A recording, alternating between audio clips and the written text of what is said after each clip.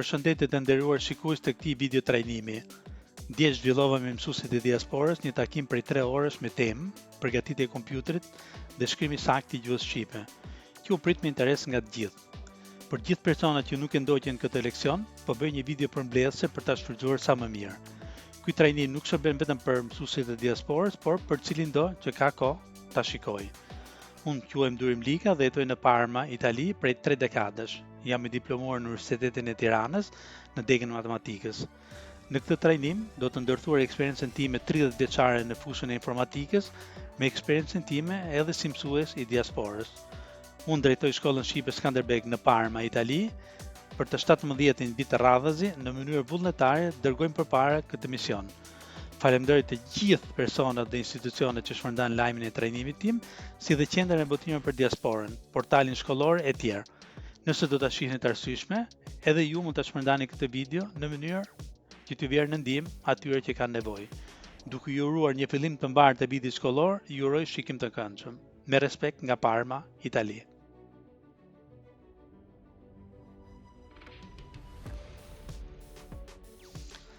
Mësuesit e diasporës, kur janë gati për të dhënë mësim në përqendrat e institucionet të ndryshme, për shembull në Itali apo vende tjera, kanë një realitet të ndryshëm nga një shkollë në një tjetër apo nga një qendër në tjetër. Por, është mirë që secili të ketë një kompjuter laptop, pra portatile në gjuhën italiane, ku të jetë i pavarur për materialet edhe për mësimin që mund të japi.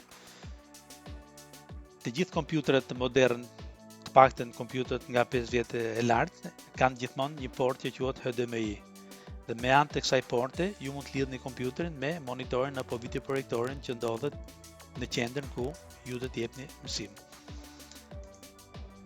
Po ta shikoni këtu, tu kam marrë një foto të një kompjuteri nga jashtë. Dhe siç shikoni, kjo portë HDMI është porta që shërben për të lidhur kompjuterin me monitorin e jashtëm.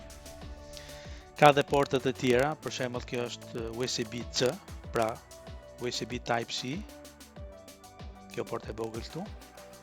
Por zakonisht nuk ka kavo direkt që të lidh këtë kompjuter me monitorit apo videoprojektorit e jashtëm. Në këtë rast do t'ju duhet edhe një adaptor për ta kthyer nga USB-C, për shembull, në HDMI.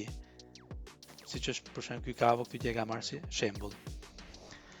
Por mund të kemi edhe lidhje të vjetra, për shembull me kavën VGA, është e dallueshme lehtë sepse ka kunja. Duhet kemi parasysh që këto portat, DisplayPort, HDMI dhe USB-C, që janë porta moderne, transmetojnë audio edhe video.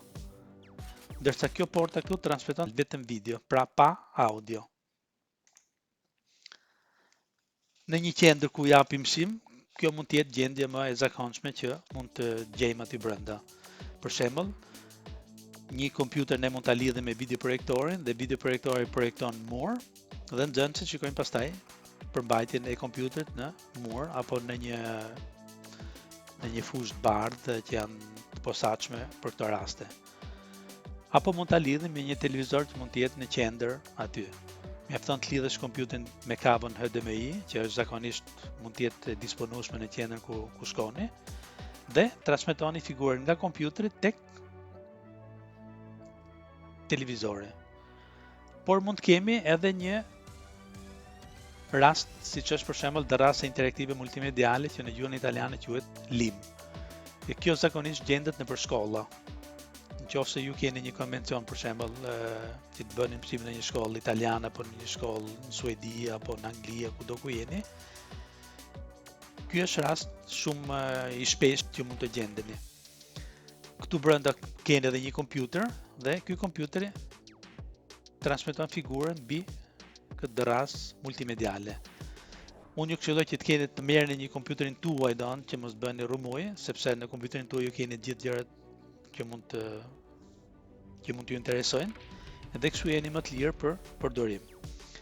Në qoftë se nuk keni në një sallë as videoprojektor, as televizor, as darrasë multimediale dhe as gjë tjetër, mund edhe të merrni një monitor nga shtëpia, një monitor të madh, për shembull 24 polç të paktën, dhe figurën e transmetoni nga kompjuteri juaj nëpërmjet monitorit gjithmonë me një kabë HDMI, siç e tregova përpara.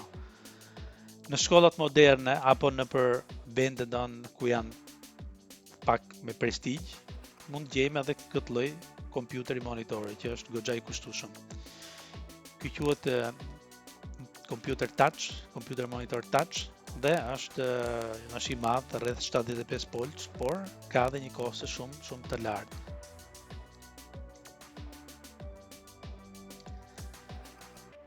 Një ndër problemet që do kemi, ose që duhet ta dini patjetër, është projektimi i figurës nga kompjuteri tek dalja, pra mund të jetë videoprojektori në mur, a mund të jetë monitori apo çfarëdo që të jetë.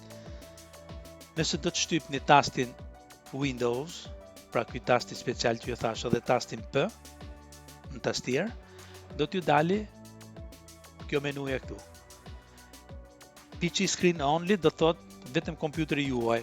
Duplicate do thot që kompjuteri transmeton një pamje të kompjuterit në kompjuterin tuaj dhe pamja tjetër në monitorin e jashtëm. Pra duplikohet. Pra ky është një ndër opsionet më të përdorshme që mund t'ju bjeri në përdorim e sipër. Kemi pastaj edhe një opcion tjetër që quhet extended. Ky është një opcion profesional, sepse në qoftë se ti bën extended, zakonisht për shembull në kompjuterin tuaj ju mbani gjërat që ju interesojnë që nuk duhet i shikojnë nxënësi dhe nga jashtë mund të transmetoni atë që ju intereson duke bërë tërheqjen e figurës nga kompjuteri tek televizori, drag and drop, trascinamento italisht. Ndërsa second screen only transmeton figurën vetëm në monitorin e jashtëm, pra në projektor në mur ose nëpër televizoret që e keni lidhur. Këtu është po e njëjta situatë, por në gjuhën italiane për miq që janë me kompjuter në gjuhën italiane. Mund të kemi edhe një rast veçantë që e kemi hasur edhe këtë radhë kur ishim në trajnimin e mësuesve të diasporës në konferencën në Shkodër, ku në një hotel ishte një monitor i madh, pra një televizor i madh, wireless dhe kompjuter transmetimi të prezentacionit në atë moment u lidhte vetëm me metodën wireless dhe jo me fije, sepse nuk e di pse, po nuk kishte një fije në dispozicion. Mjafton të shtypni tastin Win, pra siç e keni këtu, dhe tastin K dhe sistemi automatikisht ju gjen televizorin në mënyrë wireless, duke klikuar lart, ju shikoni pastaj pamjet që keni në ekranin tuaj transmetohet tek ekrani i jashtëm. Pra është shumë komod nëse do t'ju bie rasti që ta përdorni. Pra, hapi parë e lidhëm kompjuterin me qendrën ku do t'japim mësim. Hapi dytë, në shumë raste mund mos kemi internet në vendin ku japim mësim, sepse mund të jetë me mbrojtje, me password dhe me shumë opsione tjera. Dhe unë ju këshilloj që metoda më e mirë është që ju të aktivizoni në telefonin tuaj një metodë që quhet hotspot. Pra ta ktheni telefonin në një formë burimi interneti, që quhet hotspot. Mund ta gjeni edhe fjalën tethering. Këtu keni procedurën, nuk po e shpjegoj nuk po e lexoj, por mjafton ta lexoni ju vetë mbi ekran se si ta bëni këtë punë. Dhe pasi e keni të aktivuar, ju mund të lidhni laptopin tuaj me shumë thjeshtësi nëpërmjet hotspotit. Këtu keni edhe disa pamje se si të bëhet kjo punë. Unë kam marrë si shembull telefonin tim, mjafton të shkoni tek setting, network internet dhe do të aktivoni këtë çelësin këtu duke shtypur on. Pasi aktivohet hotspot tethering, sistemi poshtë djathtës të kryesore e kompjuterit ju gjen listën e rrjeteve, klikoni tek hotspoti juaj, unë e kam quajtur test, edhe vendosni passwordin që keni vendosur për këtë rast, dhe sistemi e ruan këtë password edhe për herët e tjera. Dhe sa herë që të kesh nevojë që të shkosh në të njëjtën qendër pa ndryshuar asgjë, mjafton të lidhesh hotspotin dhe automatikisht je në internet. Ky është rasti për iPhone, është po e njëjta procedurën, pra nuk është e vështirë, mjafton të shkoni tek setting, personal hotspot dhe ndisni Chelsea këtu.